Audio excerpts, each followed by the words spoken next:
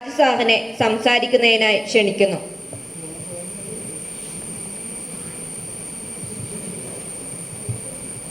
വേദിയിലും സദസ്സിലുമുള്ള ഗുരുക്കന്മാരെ, മാതാപിതാക്കളെ, സ്നേഹിതരെ, വളരെ വളരെ സന്തോഷം. ഈ ജിതേഷ് മാഷ് ഈ പുസ്തക പ്രകാശനത്തെ കുറിച്ച് പറഞ്ഞപ്പോൾ ഇവിടെ നടത്തിയാലോ എന്നുള്ളൊരു ആലോചന എന്നോട് പറഞ്ഞു. ഞാൻ വളരെ സന്തോഷം. കാരണം ഇവിടെ ആകുമ്പോൾ ഇത്രയും സൗകര്യങ്ങളൊക്കെ ഉള്ളൂ എങ്കിൽ പോലും നാനാഭാഗത്തു നിന്ന് ആളുകൾക്ക് വന്നുകൂടാനുള്ള സൗകര്യം, രണ്ടാമത് വലിയ വാടക വാങ്ങിക്കുന്നില്ല, പിന്നെ മൈക്കുണ്ട്, അത്യാവശ്യം മറ്റ് സൗകര്യങ്ങളൊക്കെ ഉണ്ട്. പിന്നെ എൻ്റെ ഒരു ദുരുദ്ദേശം അതിൽ ഈ അനാഥ് ഭാഷ തന്നെ ആദ്യമായിട്ടാണ് ഇവിടെ വരുന്നത്. സ്റ്റേറ്റ് ലൈബ്രറി കൗൺസിലിൻ്റെ പ്രസിഡൻ്റാണ്. ഇങ്ങനെ കുറേ ആളുകൾ ഇവിടെ വരില്ലേ? ബാബുചേട്ടനും കൂടെ വന്നിട്ടുണ്ടോ? അതുപോലത്താണ് ഇന്നും പുസ്തക പ്രകാശനം. ആഴ്ചയിൽ ഒന്ന് വീതം അവിടെ നടന്നുകൊണ്ടിരിക്കുകയാണ്. അപ്പോൾ ബാബു ഇരുമല എന്ന് പറഞ്ഞാൽ എല്ലാവർക്കും അറിയാം. അതുപോലെ തന്നെ ജയകുമാർ ഇവിടെ നേരത്തെ വന്നിട്ട് പോകും അല്ലേ? കാലടി എസ് മുരളീധരൻ പിന്നെ ഈ ജട മാത്രമേ ഉള്ളൂ, ജാടയില്ല. ഇവിടുത്തെ ഒരു സ്ഥിരാന്തേവാസിയാണ്. അതുപോലെ അജി നാരായണൻ സാറ്, പിന്നെ അസുബാവ, ഈ രാവണി സാറ്, ഇങ്ങനെ കുറേ ആളുകൾ അല്ലേ? എനിക്ക് എല്ലാവരും പേരറിയില്ലാത്തതുകൊണ്ട് ഞാൻ ജയകുമാറിനോട് പറയരുത്. അതായത് ഏങ്ങണ്ടിയൂർ ചന്ദ്രശേഖരൻ, അതുപോലെ ചാക്കോടി അന്തിക്കാട് ഇല്ലേ? ഇവിടെ ഇരിക്കുന്നതിൽ ഏറ്റവും പ്രായം കൂടിയ ആൾ ഈ പി പി പോലോ സാറായിരിക്കും. ജിതേഷ് മാഷിന്റെ മേൽക്കാരനും 85 സാറേ. കേട്ടോ, അതിലും മൂത്ത ആരെങ്കിലും ഉണ്ടോ അവിടെ? ഇല്ല. പോലോസ് മാഷ് ബ്ലോക്ക് പഞ്ചായത്ത് പ്രസിഡന്റും അങ്ങനെ പല നിലകളിൽ പ്രവർത്തിച്ചിരുന്ന ആളാണ്. എൻ്റെ അറിവിൽ ഈ ചായ കൊടുത്തു കഴിഞ്ഞാൽ പഞ്ചസാര അല്പം കൂടി ഇടുന്നവരുള്ള ആളാണ് അല്ലേ? അങ്ങനെ ചായ കുടിക്കുന്ന ആൾ പോലും സാർ. ഇതിൻ്റെ താഴത്തെ നിലയിൽ ഏറ്റവും കൂടുതൽ കാലം ആയിട്ടിരുന്ന ഒരാൾ അവിടെ ഇരിപ്പുണ്ട് അല്ലേ? നമ്മുടെ ടീച്ചർ. അപ്പം ഇങ്ങനെ ഇവിടെ കവിത പാടിയവർ, ഞാൻ വേറൊരു ചടങ്ങിലായിരുന്നുകൊണ്ട് അന്നേരം എത്താൻ പറ്റിയില്ല. വളരെ ഈ ആളുകൾ മുഴുവൻ, ഈ ഉണ്ണികൃഷ്ണൻ സാറും ഞങ്ങളൊക്കെ സ്ഥിരം ഇവിടെ വരുന്നവരാണ്. ലൈബ്രറി കൗൺസിലുമായി ബന്ധപ്പെട്ട് കുറേ പേര് ഇവിടെ ഉണ്ട്. അപ്പോൾ ജിതേഷ് മാഷ് അതിൻ്റെ ഭാഗമാണ്. കോഴിക്കോട്ടുളങ്ങര കലാനികേതൻ പബ്ലിക് ലൈബ്രറി കോഴിക്കോട്ടുളങ്ങര, കേരളത്തിലെ ഏറ്റവും നീണ്ട പേരുള്ള വായനശാല. അത്രയും നീണ്ട പേരുള്ള വേറൊരു വായനശാലയില്ല. അവിടെ നിന്നുള്ള ആളുകൾ ഒരുപാട് പേര് ഇവിടെ വന്നിട്ടുണ്ട്, മനസ്സിലായോ? അപ്പോൾ Kalaniketan public library reading room ഉണ്ടെന്ന് തോന്നുന്നു അല്ലേ? കോഴിക്കോട്ടുളങ്ങര. എത്ര എഴുതണമെങ്കിൽ 1 മീറ്റർ കടലാസ് വേണം. അപ്പോൾ വളരെ സന്തോഷം ഇവരെല്ലാവരും ഇവിടെ വന്നുകൂടിയതിന്.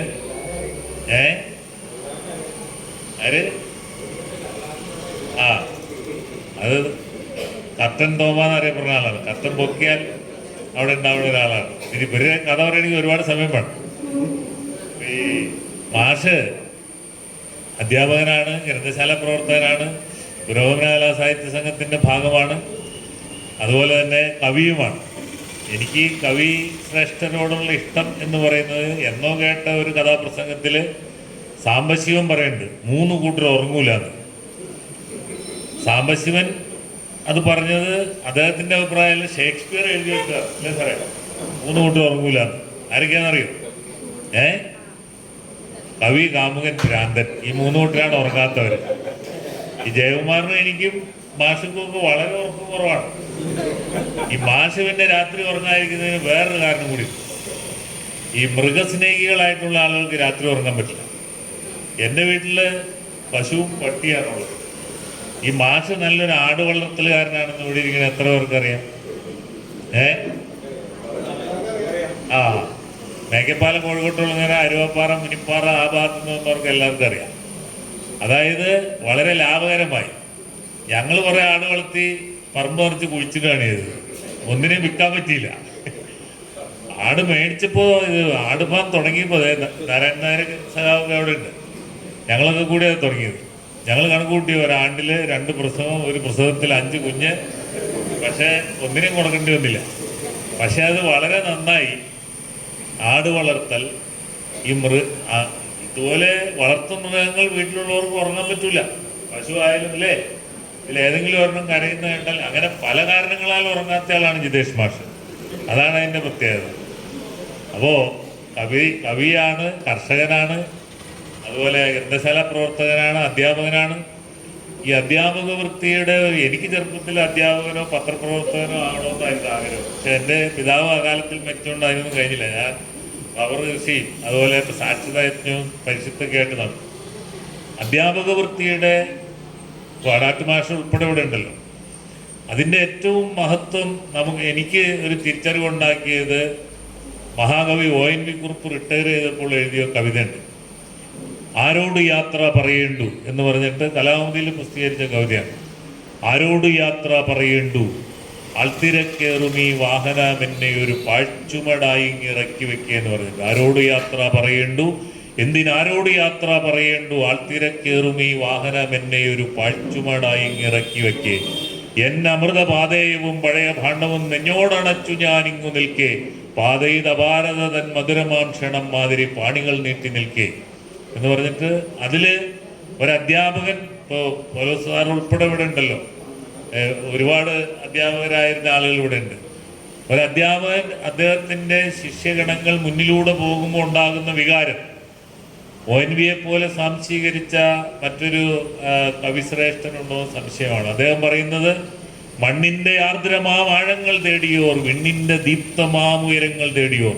അതിലും അപ്പുറത്ത് വേറെ ഒരു ലോകമുണ്ടോ? മണ്ണിൻ്റെ ആർദ്രമാം ആഴം, വിണ്ണിൻ്റെ ദീപ്തമാം ഉയരങ്ങൾ തേടിയോർ മുന്നിലൂടെ അവരിന്നും ഒഴുകുന്ന കാഴ്ചയുൾ കണ്ണുകളെ ഇന്നും നനയ്ക്ക്. ആരോട് യാത്ര പറയേണ്ടു, എന്തിനാരോട് യാത്ര പറയേണ്ടു എന്നാണ് ONV ചോദിച്ചത്. അപ്പം അതുപോലെയുള്ള ഒരു അധ്യാപക ഹൃദയമുള്ള ഒരു വ്യക്തിയാണ് പ്രിയപ്പെട്ട ജിതേഷ് മാഷ്. പിന്നെ ഈ കവിത എന്ന് പറയുന്നത് അധ്യാപകർ മാത്രമൊന്നുമല്ല കേട്ടോ എഴുതുള്ളൂ. എനിക്ക് അറിയാം, ഞാൻ ഇവിടെ മൈക്കിലൂടെ പറയാൻ പറ്റാത്തതുകൊണ്ട് ഒരു വിഷമമുണ്ട്. ഏറ്റവും നല്ല കുറേ ഈ നിമിഷ കവികളായിട്ടുള്ള കുറേ ആളുകൾ ഞങ്ങളുടെ നാട്ടിലുണ്ട്. അവരിൽ പലരും കവിതകൾ പാടിയിട്ടുള്ളത് ഷാപ്പുകളിൽ ഇരുന്നിട്ടാണ്. ഷാപ്പുകൾ കയറി ഇറങ്ങി കവിത എഴുതിയ അനശ്വരരായ പല കവിശ്രേഷ്ഠരും നമുക്കുണ്ട്. കാരണം ഷാപ്പിലും ഈ പാട്ട് പാടലും ഈ സിനിമയിലൊക്കെ കാണുന്നത് മാത്രമല്ല, യാഥാർത്ഥ്യമായിട്ടുള്ളൊരു കാര്യമാണത്. ഇപ്പം ഞങ്ങളുടെ നാട്ടിൽ ഇവിടെ പറയാമോ എന്ന് എനിക്കറിയില്ല, കിട്ടിയത് മുഴുവൻ കെട്ടികളോട് പോലും പറയരുതെന്നാണ് കാർന്നന്മാർ പറഞ്ഞേക്കണത്. ഞാനിതൊക്കെ ഞാൻ പറയണമെന്ന് ഓർത്തിരിക്കാറില്ല, പക്ഷെ എനിക്ക് ആവശ്യമുള്ളതൊക്കെ ഞാൻ ഓർത്തിരിക്കാറുണ്ട്.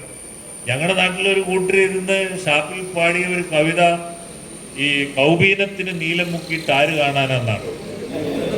ഇത് അവര് പറഞ്ഞത് കൊണ്ട് അത് ചരിത്രത്തിന്റെ ഭാഗമായില്ല. സമാനമായ ഈ വസ്തുവിനെ കുറിച്ചുള്ളൊരു വാചകം സാക്ഷാൽ VK എന്ന് എഴുതിയിട്ടുണ്ട്. എൻ്റെ ഏറ്റവും ഇഷ്ടപ്പെട്ട ഒരു എഴുത്തുകാരനാണ് VK. അതിന് സംസ്കൃതത്തിലാണ് അർത്ഥം എന്താണെന്ന് അടാട്ട് ഭാഷ പറഞ്ഞു തരും. കൗബീനവന്ത കലുഭാഗ്യവന്താന്ന് എഴുതിയിട്ടുണ്ട് VK. അർത്ഥം എന്താണെന്ന് ഞാൻ പറയണില്ല. അപ്പോൾ ഞാൻ പറയും, ഇങ്ങനെ കവിതകൾ ജനിക്കുന്ന ഒരുപാട് സ്ഥലങ്ങളുണ്ട്. ഏതായാലും ഇത്രയും കവിശ്രേഷ്ഠരായിട്ടുള്ള ആളുകൾ ഇവിടെ വന്നുകൂടിയതിൽ വളരെ വളരെ സന്തോഷം.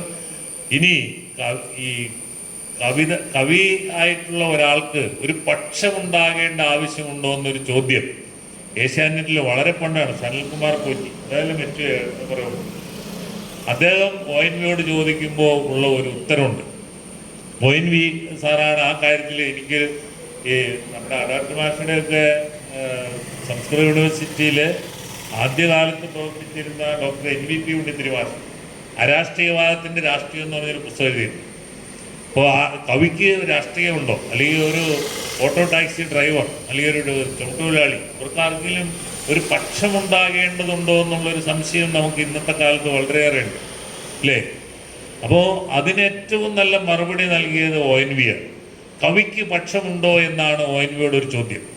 അപ്പോൾ ONVയുടെ മറുപടി, ആദികവി വാൽമീകി, ആ മരക്കൊമ്പിൽ കൊക്കുരുമിയിരുന്ന ഇണക്കുരുവികൾ അല്ലേ, ആ ഇണക്കുരുവികളെ അമ്പെയ്ത് വിശപ്പടക്കാൻ ശ്രമിക്കുന്ന വേടൻ, ഈ വേടന്റെ വിശപ്പ്, അതിന് ആ വേടന് ഇര തേടാനുള്ള അവകാശം, ഈ കിളികളുടെ ജീവൻ, ഇതിന് രണ്ടിനുമിടയിൽ ആദികവി വാൽമീകി നിഷ്പക്ഷനാവുകയല്ല ചെയ്തത്. മറിച്ച് അദ്ദേഹം പറഞ്ഞ വാചകം എന്താണ്? ആ വേടനോട് എന്താ പറഞ്ഞത്? മാനിഷാദ എന്നാണ് പറഞ്ഞത്, അരുത് കാട്ടാള എന്നാണ് പറഞ്ഞത്. അപ്പോൾ ആദികവി വാൽമീകിക്ക് ഒരു പക്ഷമുണ്ടായിരുന്നെങ്കിൽ എനിക്കും ഒരു പക്ഷമുണ്ട്. ONV ഉപയോഗിച്ച വാക്ക് നിസ്വവർഗം എന്നാണ്. നിസ്വവർഗത്തിൻ്റെ പക്ഷമാണ് എൻ്റെ പക്ഷമെന്ന് ആ അഭിമുഖത്തിൽ വളരെ ആധികാരികമായി, വളരെ പെട്ടെന്നാണ്, അതാണ് ആ കവിത്വം എന്ന് പറയുന്നതാണ്. അതിന് കൂടുതൽ ആലോചിക്കേണ്ട സാഹചര്യമൊന്നുമില്ല. അതാണ് ഒരു കലാകാരൻ്റെ കഴിവ് എന്ന് പറയുന്നത്. അപ്പോൾ എല്ലാ കവിശ്രേഷ്ഠർക്കും സാഹിത്യകാരന്മാരായ പ്രതിഭകൾക്കും അതുപോലെ നമ്മൾ ഓരോരുത്തർക്കും മനനം ചെയ്യുന്നവരാണ് മനുഷ്യൻ. ആ മനനം ചെയ്യുന്നവൻ എന്നുള്ള അർത്ഥത്തിലാണല്ലോ മനുഷ്യൻ എന്ന വാക്കുണ്ടായത്. നമുക്കെല്ലാവർക്കും ഒരു പക്ഷം ഉണ്ടാകേണ്ടതുണ്ട്. നിശ്ചയമായിട്ടും അത് നിസ്വവർഗത്തിൻ്റെ പക്ഷമായിരിക്കണം, അടിച്ചമർത്തപ്പെടുന്നവരുടെ പക്ഷമായിരിക്കണം. അത് തന്നെയാണ് അടാട്ട് മാഷ് ഇവിടെ നേരത്തെ സൂചിപ്പിച്ചതും. കൂട്ടിച്ചേർത്ത് ഒരു കാര്യം കൂടി പറയാനുള്ളത്, ഇന്ന് വളരെ ഹൃദയത്തിൽ തട്ടിയ ഇവിടെ കവിത വായിച്ചുകൊണ്ട് മാഷ് അവതരിപ്പിക്കുകയുണ്ടായി. സലിം കുമാർ, അത് രാഷ്ട്രീയമായി ഞങ്ങളെയൊക്കെ അല്ലെങ്കിൽ ഞങ്ങളുടെയൊക്കെ പ്രസ്ഥാനത്തെ എതിർക്കുന്ന ഒരാളാണ്. പക്ഷെ അദ്ദേഹം എഴുതിയ ഒരു പാട്ട് ഇന്ന് എൻ പറവൂർ എന്ന് പറഞ്ഞിട്ട് മനോരമയിൽ ഇട്ടിട്ടുണ്ട്. ഞാനത് എൻ്റെ ശ്രദ്ധയിൽ വന്നിട്ടുണ്ടായില്ല. വളരെ മനോഹരമായി ഈ എൻ പറവൂർ എന്ന് പറയുമ്പോൾ അതിന് നോർത്ത് പറവൂർ നിങ്ങളുടെ അർത്ഥമുണ്ട് അല്ലേ? അതാണ് ഇത് രണ്ടും കൂടെ ചേർത്ത് അങ്ങനെ പറയാൻ പറ്റുമ്പോഴാണ്, അസ്വാഭാവികതയിൽ സ്വാഭാവികത ജനിപ്പിക്കുമ്പോഴാണ് അതൊരു കലാസക്തിയാകുന്നത്. ഇപ്പം എനിക്ക് ഇഷ്ടപ്പെട്ട ഒരുപാട് പേരുകളുണ്ട്. തിരുവനന്തപുരത്ത് ഒരു ചാരിറ്റബിൾ സൊസൈറ്റിയുടെ പേര് H2O എന്നാണ്. ഹെൽപ്പിംഗ് ഹാൻഡ്സ് ഓർഗനൈസേഷൻ എന്നാണ് H2Oയുടെ പൂർണ്ണരൂപം.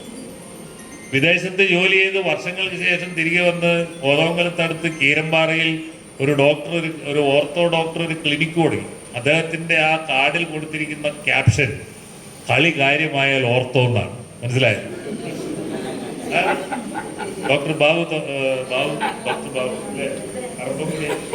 ബാബുചേട്ടൻ കറി ഇത് സ്പോർട്സ് മെഡിസിൻ്റെ കൂടി ആളാണ്. അപ്പോഴാണ് ആ കാർഡ് കളി കാര്യമായാൽ ഓർത്തോ, ഒരു ഓർത്തോ ക്ലിനിക്കിൽ അതിലും നല്ല പേരിടാൻ പറ്റും.